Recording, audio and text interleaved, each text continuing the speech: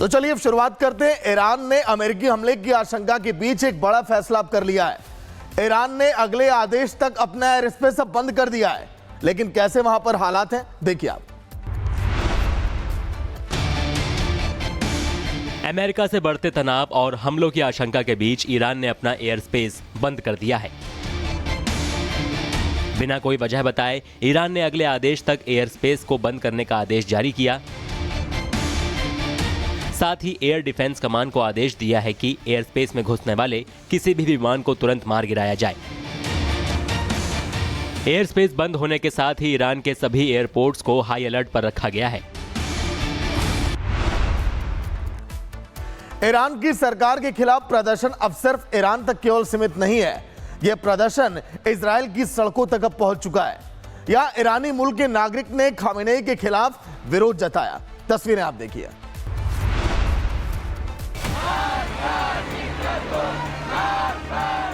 ईरानी मूल के इजरायलियों ने इजराइल के होलोन शहर में ईरान में प्रदर्शनकारियों के समर्थन में रैली निकाली, जिसमें उन्होंने पुराने झंडे लहराए और निर्वासित ईरानी क्राउन प्रिंस रेजा पहलवी की तस्वीरों को लेकर प्रदर्शन किया। प्रदर्शनकारियों ने ईरान में आज़ादी की मांग करने वाले बैनर पकड़े हुए थे। गौरतलब है कि ईरान में 28 दिसंबर को शुरू हुए प्रदर्शन की चर्चा अब पूरी दुनिया में हो रही है। ईरान में लोग खामनेई के नेतृत्व वाली सरकार के खिलाफ सड़कों पर हैं। वहीं खामेनेई और ईरानी सरकार के खिलाफ गुस्सा जर्मनी में भी दिखाई दे रहा है। बर्लिन की अगर बात करें तो लोगों ने ईरानी प्रदर्शनकारियों के समर्थन में रैली निकालकर विरोध जताया और कहा कि वो ईरान के प्रदर्शनकारियों के साथ खड़े हैं। ईरान में सरकार के खिलाफ भड़की आग का असर जर्मनी में भी दिख रहा है। बर्लिन में लोगों ने ईरान में प्रदर्शनकारियों के समर्थन में रैली निकालकर विरोध जताया। हाथों में बैनर्स लिए सैकड़ों लोग ईरान सरकार के खिलाफ नारेबाजी करते हुए नजर आए। प्रदर्शनकारियों ने ईरान के सर्वोच्च नेता खामनेई की तस्वीर भी जलाई। जर्मनी पुलिस के मुताबिक करीब 900 से ज्यादा लोगों ने खामनेई के खिलाफ प्रदर्शन किया। वहीं ईरान में खामेनेई का विरोध भी हो रहा है तो उसके समर्थन में भी लोग सड़कों पर हैं। आखिर ऐसा क्यों, जानिए आप। इस वक्त ईरान में विरोध की दो तस्वीरें देखने को मिल रही हैं। एक तरफ खामनेई के खिलाफ विरोध है तो दूसरी ओर कट्टरपंथियों के बीच अमेरिका के खिलाफ भी प्रदर्शन देखने को मिल रहा है। ये तस्वीर तेहरान में ब्रिटिश दूतावास की है, जहां खामनेई समर्थक छात्रों की भीड़ जमा हो गई। अमेरिका और इजराइल के झंडे जलाकर विरोध किया गया। कट्टरपंथी छात्र ईरान में विरोध की वजह को अमेरिका से जोड़ रहे हैं, सीधे सीधे अमेरिका पर आरोप लगा रहे हैं। वहीं ईरान में इस समय हिंसक प्रदर्शन का दौर जारी है। प्रदर्शन में अब तक 2586 लोगों की जान चली गई। तेहरान में कल सामूहिक अंतिम संस्कार भी आयोजित किया गया, जहां एक साथ 100 लोगों को दफनाया गया। ईरान में जारी विरोध प्रदर्शन के बीच एक मार्मिक तस्वीर देखने को मिली, जहां तेहरान में सामूहिक अंतिम संस्कार का आयोजन किया गया, जिसमें मृत प्रदर्शनकारी और सुरक्षा बलों समेत 100 लोगों को दफनाया गया। इस दौरान महिलाएं भावुक होकर रोने लगीं। सभी शवों को ट्रकों के जरिए अंतिम संस्कार के स्थल पर ले जाया गया। इस दौरान लोगों ने अमेरिका और इजराइल के विरोध में नारेबाजी भी की। बता दें कि ईरान में जारी विरोध प्रदर्शन में अब तक 2586 लोगों की मौत हो चुकी है। वहीं ट्रंप के ऑपरेशन ग्रीनलैंड का विरोध अब शुरू हो चुका है। आखिर ऐसा क्यों, ग्रीनलैंड क्यों चाहते हैं ट्रंप, और विरोध भी आप जानिए तस्वीरों के जरिए। ट्रंप के ग्रीनलैंड पर कब्जे का विरोध दुनिया भर में हो रहा है। डेनमार्क के कोपेनहेगन में ट्रंप के खिलाफ लोगों ने जमकर विरोध किया। प्रदर्शनकारियों ने डेनिश और ग्रीनलैंड झंडे लेकर अमेरिकी दूतावास के बाहर जमा हुए, ट्रंप के खिलाफ नारेबाजी की और उनका विरोध किया। दरअसल ट्रंप ने ग्रीनलैंड पर अपना दावा ठोक दिया है, उसे वो अमेरिका का हिस्सा बता रहे हैं। ऐसे में आने वाले समय में विरोध और बढ़ सकता है। वहीं रूस का यूक्रेन पर इस समय एक्शन जारी है। इसी बीच खार्किव में रूसी सेना का कहर भी बरपा, जहां पर रूस ने यूक्रेनी ड्रोन कमांड पोस्ट वहां पर तबाह कर दिया। यूक्रेन पर रूस के विनाशकारी हमले जारी हैं। इस बीच खार्किव में रूसी सेना का कहर देखने को मिला, जहां रूस ने T-80BV टैंकों से यूक्रेन का ड्रोन कमांड पोस्ट तबाह कर दिया। रूस ने सेल्फ प्रोपेल्ड गन से यूक्रेनी पोस्ट पर एक के बाद एक ताबड़तोड़ हमले किए।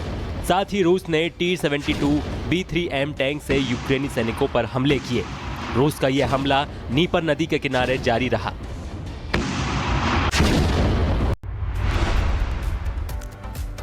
वहीं थाईलैंड के सीकियो जिले में भीषण रेल हादसा हो गया, जहां पर रेल ब्रिज के निर्माण में लगी क्रेन पैसेंजर ट्रेन पर गिर गई। हादसे में 30 से ज्यादा लोगों की मौत हो गई और लगभग 60 से ज्यादा लोग वहां पर घायल हो गए। थाईलैंड में बड़ा ट्रेन हादसा हो गया, जहां पैसेंजर ट्रेन पर एक क्रेन गिर गई, जिसमें 32 लोगों की मौत हो गई और दर्जनों लोग घायल हैं। हादसे में ट्रेन के कई डिब्बे क्षतिग्रस्त हुए। घायलों में कई यात्रियों की हालत गंभीर बताई जा रही है। जानकारी के मुताबिक क्रेन का इस्तेमाल रेल ब्रिज के बनाने के लिए किया जा रहा था, तभी हादसा हो गया, जिसके बाद ट्रेन के कई डिब्बे पटरी से उतर गए। हादसा इतना भीषण था कि ड्राइवर को ब्रेक लगाने का मौका तक नहीं मिल पाया। वहीं बताया जा रहा है कि ट्रेन में ज्यादातर स्कूली बच्चे सवार थे। वहीं आज मकर संक्रांति का पर्व है। देश भर में धूमधाम से ये पर्व मनाया जा रहा है। गोरखपुर में सीएम योगी ने कैसे खिचड़ी चढ़ाई और कैसे वहां पर उल्लास है, इस पर्व को लेकर देखिए आप। ये तस्वीर गोरखपुर की है, जहां मकर संक्रांति पर यूपी के मुखिया योगी आदित्यनाथ पहुंचे। योगी ने गुरु गोरखनाथ को खिचड़ी चढ़ाई, पूजा अर्चना की, प्रदेश के लोगों को बधाई दी।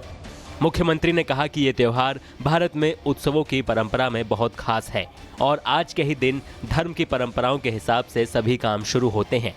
गोरखपुर में खिचड़ी पर बहुत बड़ा मेला लगता है, जहां लाखों श्रद्धालु पहुंचते हैं। वहीं प्रयागराज के संगम तट पर आस्था की डुबकी के लिए श्रद्धालुओं का जन सैलाब उमड़ा हुआ है। देश भर से आए श्रद्धालु यहां पर माघ मेले का आनंद लेने के लिए आस्था नगरी में भगवान की शरण लेने के लिए पहुंचे हैं। देखिए आप। प्रयागराज में माघ मेला इस बार भी अपने रंग में रंगा है। मकर संक्रांति और षटतिला एकादशी के शुभ संयोग की वजह से संगम पर श्रद्धालुओं का तांता लगा रहा। इस दौरान युवाओं से लेकर बुजुर्गों तक हर कोई संगम में डुबकी लगाता नजर आया। इस कड़ाके की ठंड में संगम तट पर श्रद्धालुओं की संख्या देखकर साफ अंदाजा लगाया जा सकता है कि यह सिर्फ स्नान का मौका नहीं, बल्कि हमारी सांस्कृतिक विरासत और सनातन परंपरा का जश्न भी है। तो वहीं इस बार मकर संक्रांति स्नान पर्व यानी आज यह अनुमान है कि 2 करोड़ से ज्यादा लोग संगम में डुबकी लगाएंगे। ऐसे में सुरक्षा व्यवस्था सख्त है। पुलिस और सुरक्षा बल हर जगह तैनात है। मेला प्रशासन ने 13 जनवरी से ही 4 पहिया वाहनों की एंट्री बैन कर दी है, ताकि जगह जगह भीड़ नियंत्रण में रहे।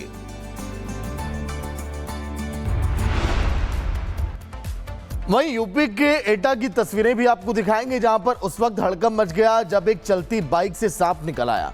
सांप को देखकर बाइक सवार हैरान रह गया और बाइक छोड़कर वहां से भाग गया। स्थानीय लोगों ने काफी वहां पर देर के बाद उस युवक को बचाया। देखिए आप।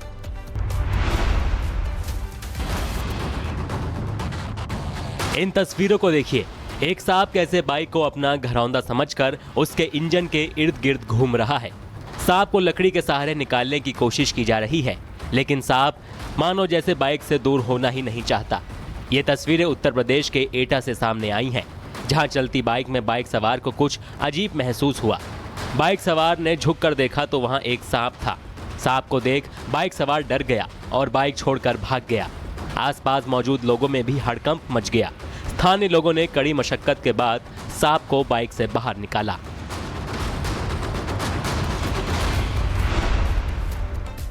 वहीं यूपी के महोबा में अचानक से क्लासरूम देखिए जंग का मैदान बन गया। छात्रों की 2 गुटों के बीच वहां पर जमकर मारपीट हुई, जो कि चर्चाओं में है। देखिए आप। महोबा में क्लासरूम अखाड़ा बन गया। छात्रों के 2 गुटों के बीच जमकर लात घूंसे चले। ये तस्वीरें महोबा के चरखारी में मौजूद राजकीय स्नातकोत्तर महाविद्यालय की है, जहां छात्र आपस में भिड़ गए। वीडियो में साफ देखा जा सकता है कि क्लासरूम के अंदर छात्र एक दूसरे पर लात घूंसे बरसा रहे हैं। कोई जमीन पर गिराए गए छात्र को पीटता दिख रहा है, तो कोई बीच बचाव की कोशिश करता नजर आया। दरअसल मारपीट की वजह कोई पुरानी रंजिश नहीं बल्कि टीचर के दिए असाइनमेंट को जमा करने को लेकर था। पहले छात्र के बीच कहासुनी हुई जो देखते ही हिंसक झड़प में बदल गई। वहीं यूपी के शाहजहांपुर से पुलिस की एक ऐसी करतूत सामने आई है जिसने पुलिस की कार्रवाई और असंवेदनशीलता पर गंभीर सवाल अब खड़े कर दिए हैं। यहां पर पुलिस ने जिसे जला हुआ जानवर समझकर फेंक दिया वो असल में 5 साल बाद एक इंसान निकला। देखिए आप। शाहजहांपुर में पुलिस ने जो कारनामा किया उसने इंसानियत को शर्मसार कर दिया है। पुलिस ने जिसे मरा हुआ जानवर बताकर कूड़े में फेंकवाया, 5 साल बाद वो इंसान निकला। दरअसल साल 2020 में मोबाइल की दुकान में पुलिस को अधजला शव मिला था जिसे जानवर समझकर फेंकवा दिया गया। मृतक अभिषेक के माता पिता बार बार अपने बेटे के शव होने की बात कह रहे थे। मामले के 2 साल बाद अधिकारियों ने सैंपल लिया जिसकी अब रिपोर्ट आई तो सब हैरान रह गए। ये शव मृतक अभिषेक का निकला। अब शाहजहांपुर पुलिस की व्यवस्था पर कई सवाल खड़े हो रहे हैं। अब पूरे मामले की जांच तेज हो गई। वहीं यूपी के सहारनपुर में पुलिस ने नामी अपराधी मुनव्वर उर्फ मुन्ना को मुठभेड़ के बाद गिरफ्तार कर लिया है। पुलिस ने उसके पास से एक पिस्टल और जिंदा कारतूस भी बरामद किया। देखिए आप। ये वो शातिर बदमाश है जिसकी तलाश पुलिस को कई दिनों से था।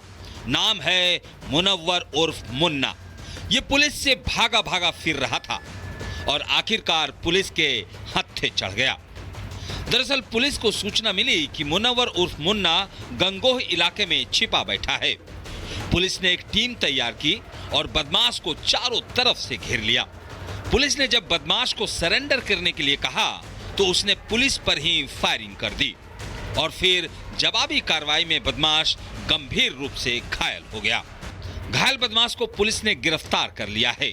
पकड़े गए बदमाश से जब पुलिस ने पूछा कि गोली क्यों चलाई तो उसने कहा कि वो डर गया था, उसे अपनी जान को खतरा महसूस हो रहा था, इसी कारण पुलिस टीम पर फायरिंग की।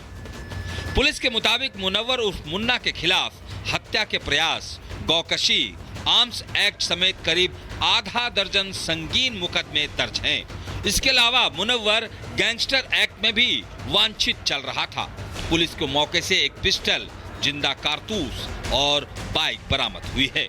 पुलिस अब बदमाश से पूछताछ कर उसके साथियों की धर पकड़ में जुट गई है।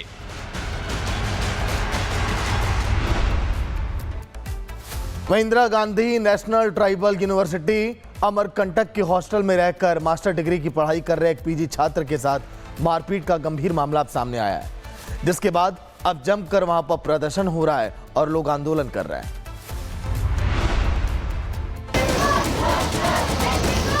मध्य प्रदेश के Indira Gandhi national tribal university Amarkantak के हॉस्टल में रहकर मास्टर की डिग्री पढ़ाई कर रहे एक छात्र के साथ मारपीट का मामला सामने आया। पीड़ित छात्र असम का निवासी है और पिछले 4 सालों से विश्वविद्यालय के हॉस्टल में रहकर पढ़ाई कर रहा है। जानकारी के मुताबिक हिरोज प्रतिदास जो यूनिवर्सिटी में इकोनॉमिक्स से एमए कर रहा है, 13 तारीख की सुबह करीब 3 से 4 बजे के बीच कुछ अज्ञात युवकों ने उसके हॉस्टल के कमरे में घुसकर उसकी पिटाई कर दी। शोरगुल सुनकर आसपास के कमरों में रह रहे छात्र मौके पर पहुंचे, तब तक हमलावर फरार हो चुके थे। पीड़ित छात्र ने बताया कि उसका किसी भी छात्र से कोई विवाद नहीं था। हालांकि हमलावरों में से कुछ लोगों को वो पहचान सकता है। घटना के बाद यूनिवर्सिटी प्रबंधन और पीड़ित के साथियों ने उसे इलाज के लिए अस्पताल में भर्ती करवाया। तो वहीं इस मामले ने अब जमकर तूल पकड़ लिया है। लोग सड़कों पर उतर रहे हैं और सख्त एक्शन के लिए नारेबाजी की जा रही है।